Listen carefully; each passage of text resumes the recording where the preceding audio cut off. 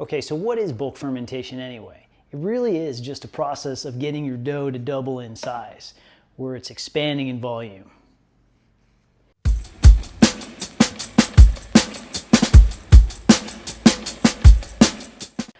Okay, so here's our dough.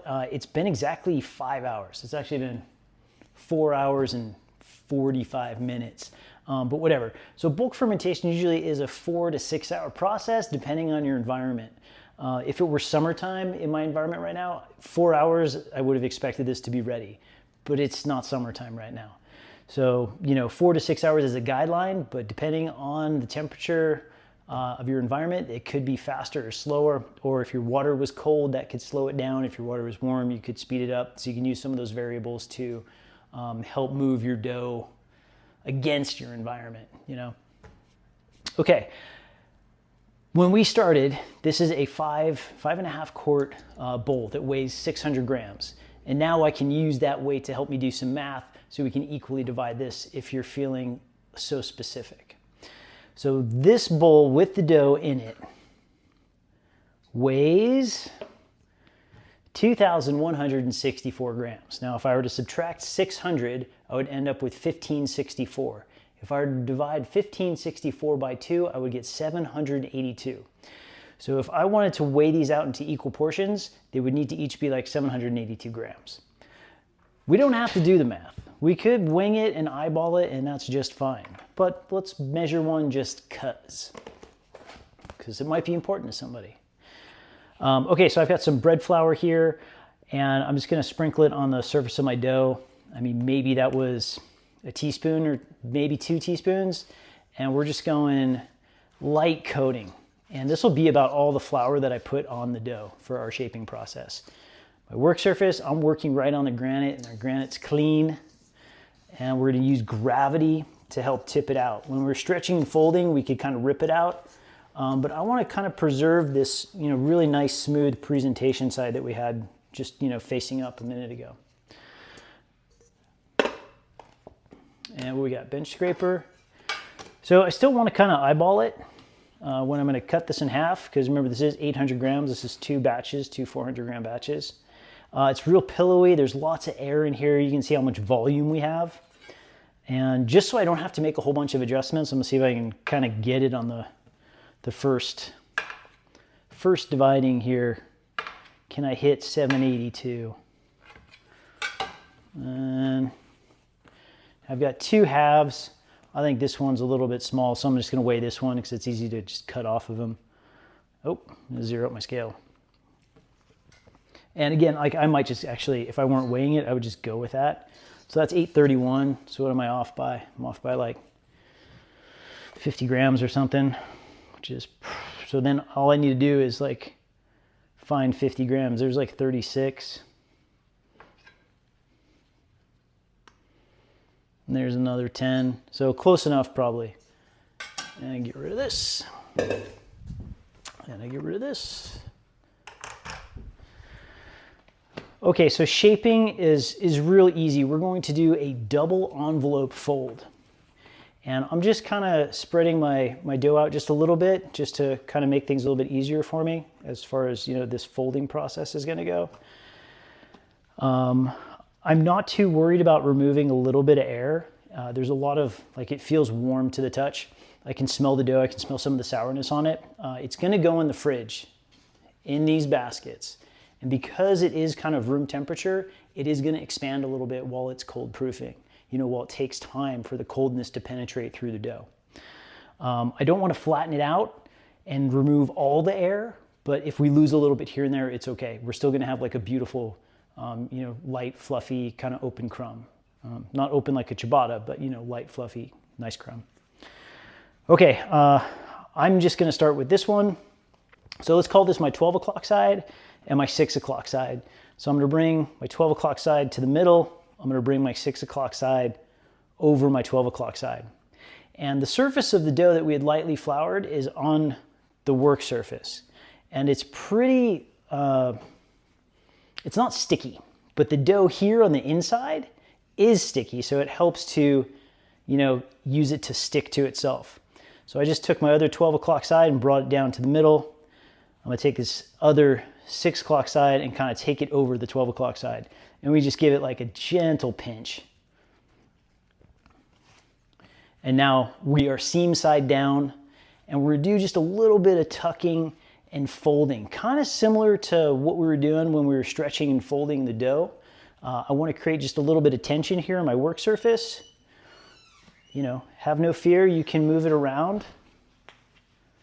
You're not going to hurt it. And I'm going to let this sit here long enough that it can kind of close up the seam that it's sitting on, let it seal a little bit. And let's see, I'm just going to flip this around because there's something, actually, let's see, let's go like right here. So this air pocket, I don't want it. I don't want big bubbles on the surface because it's going to create dead spots in my crust. So, goodbye air pocket. And I just want to make sure it re-sticks to itself so it doesn't seal back up. So what did I just create? I created a shape that resembles my basket. And if I were shaping like a sandwich loaf, I would use pretty much the exact same process. This is a great shape for putting into a sandwich like a loaf pan. All right, so this one, 12 to the middle, 6 over the 12. We'll turn it 90 degrees, so I have a new 12 and a new 6 o'clock side. And then we'll go 12 to the middle, and we'll bring the 6 to the middle and just give it like a gentle pinch just to get it sticking to itself. And there we are, we're back to seam side down.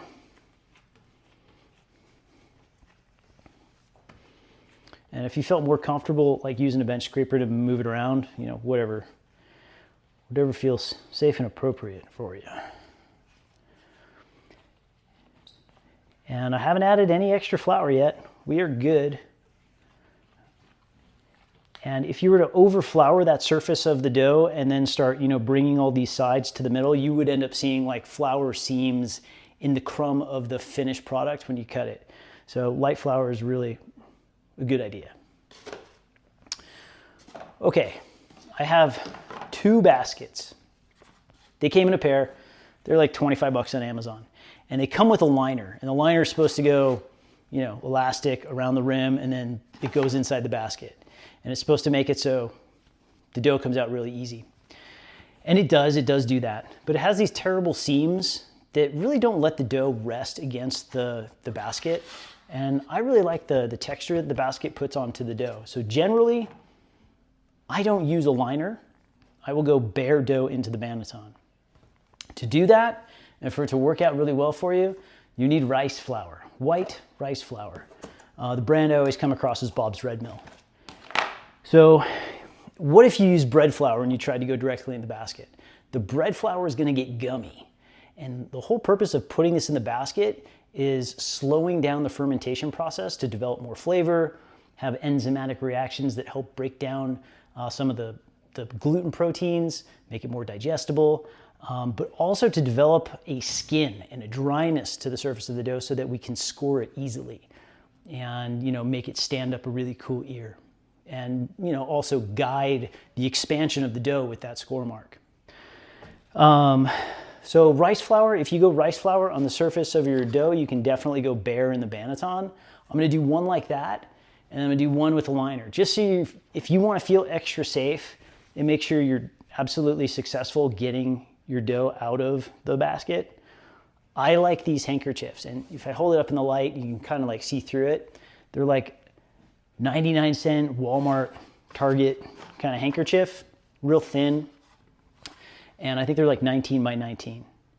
So let's see if I can set up a little staging area here that all fits in the camera. So I'm still gonna flour it in rice flour because the rice flour really helps to dry out the surface of the dough and make it easier to score it. And also kind of give you like a more established crust. So which one? I'll do this one because it's been sitting here longer. And this is the presentation side of the dough. This is gonna be like the top of our loaf of bread, but it's going upside down into the basket.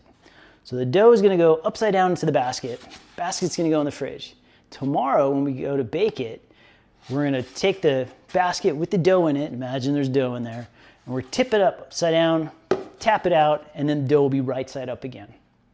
So we're going presentation side down in the basket right now, because you're not gonna bake in this. We're gonna bake in a cast iron pot so we can get some steam, hotter temperature, beautiful oven spring, wonderful crust.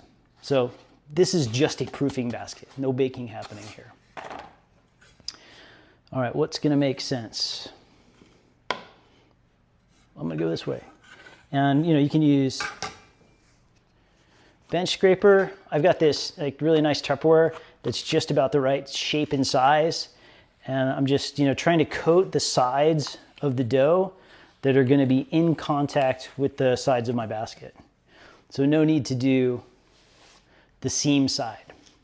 So it's in the basket, and I'm just gonna give it like a couple pinches here just to kind of seal up that open spot a little bit. And as far as shape goes, the basket really is what is providing the shape and the structure for the dough. So, if you don't shape it perfectly, it's okay, because that's kind of, one of the jobs of the basket. Produce drying, but also to give the dough some structure. So that's it. This guy's ready to go in the fridge. And our other one, we're gonna go bare banneton. So you have two choices here, kind of build your skills. I'm gonna lightly rice flour the basket.